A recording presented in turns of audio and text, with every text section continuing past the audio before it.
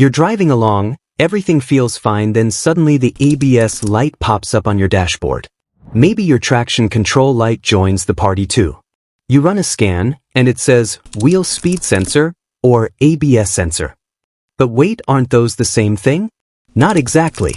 The symptoms can be almost identical, but the fix can be totally different, and knowing the difference can save you hundreds of dollars and hours of frustration. In this video, I'll explain the difference between a bad ABS sensor and a bad wheel speed sensor, why they act the same, how to tell them apart, and what the real fix looks like in each case even if you're not a mechanic.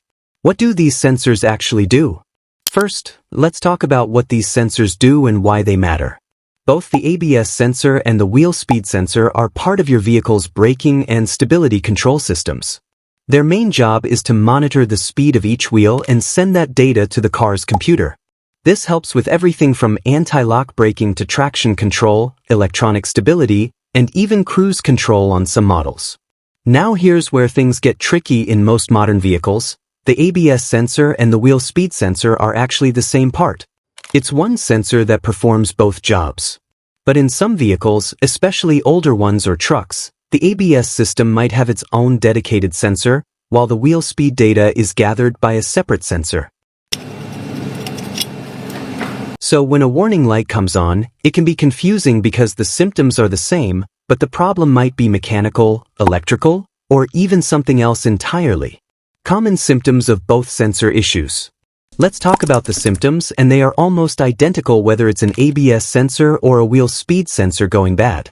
You'll usually get ABS light on the dashboard, traction control light, sometimes the check engine light, pulsating brakes, especially under hard stops, grinding or clicking sounds when braking, loss of anti-lock braking function.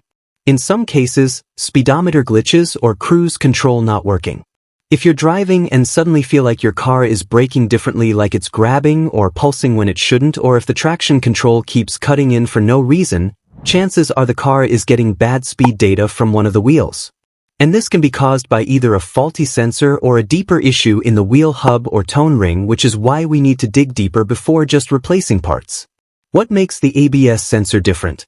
So how is an ABS sensor different from a wheel speed sensor? In most modern cars, they're the same physical sensor, just doing multiple jobs. But technically, the ABS sensor refers to its role in the braking system. It tells the ABS computer how fast each wheel is spinning, especially during hard braking. If a wheel starts to lock up, the ABS system uses this data to rapidly pulse the brake and prevent skidding. If the ABS sensor goes bad, your car loses this function, and while your regular brakes will still work, you won't have anti-lock protection. This can be dangerous, especially in wet or icy conditions. A bad ABS sensor usually means a loss of the ABS function, and often it's a wiring or electrical issue. The sensor might still be mounted correctly, but it's not sending data to the control module. That's why sometimes a scan tool will show something like no signal or open circuit that points to a wiring break, corrosion, or internal sensor failure. What is a wheel speed sensor, then? Now let's look at the wheel speed sensor. Again, in most cars, this is the same part as the ABS sensor, but its role in the overall system is broader. The wheel speed sensor constantly reports how fast each wheel is turning, not just under braking, but all the time. This info goes to the ECU, traction control, stability control, and even transmission systems in some vehicles. If a wheel speed sensor fails, the car might not know how fast one wheel is spinning, which can cause weird behavior. For example, the traction control might think a wheel is slipping and reduce engine power. Cruise control might refuse to engage. And yes, your ABS light will still come on. The key difference here is that a bad wheel speed sensor might not just affect braking, it can mess with your car's entire behavior on the road.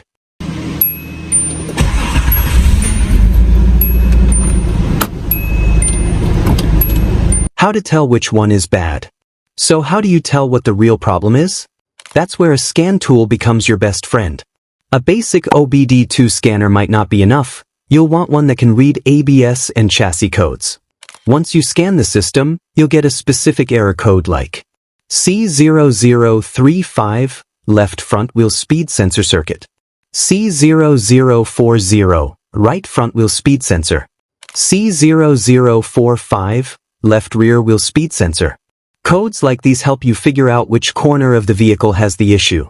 But here's the catch: just because the code says sensor doesn't always mean the sensor itself is the problem.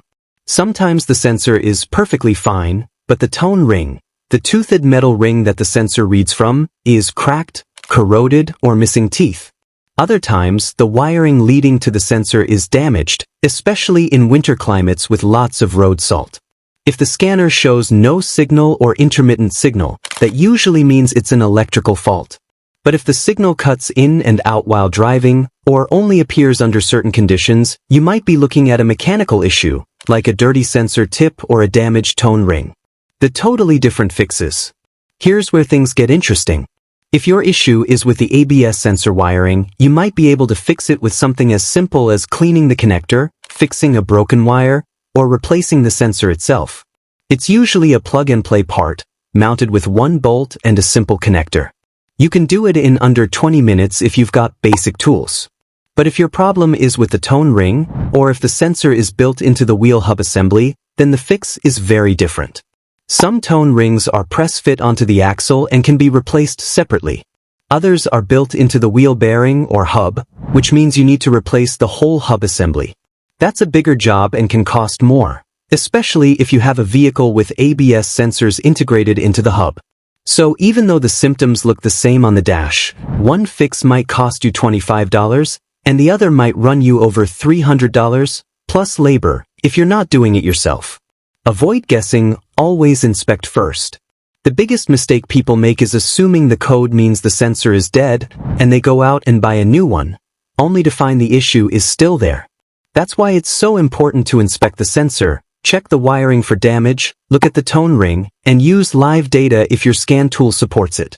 With live data, you can actually watch each wheel's speed in real time, and see which one isn't reading. If 3 wheels show the same speed and one is stuck at 0 or jumping around, that's your problem corner. When to replace and when to clean. Sometimes, all it takes is a quick clean. Brake dust, road grime, or grease can coat the sensor tip and block its readings.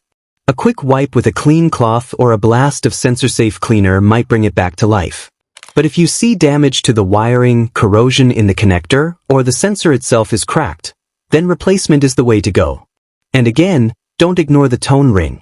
It's often overlooked, but a rusty, cracked, or dirty tone ring will throw the same codes and cause the same symptoms. A visual inspection can save you hours of chasing ghost problems.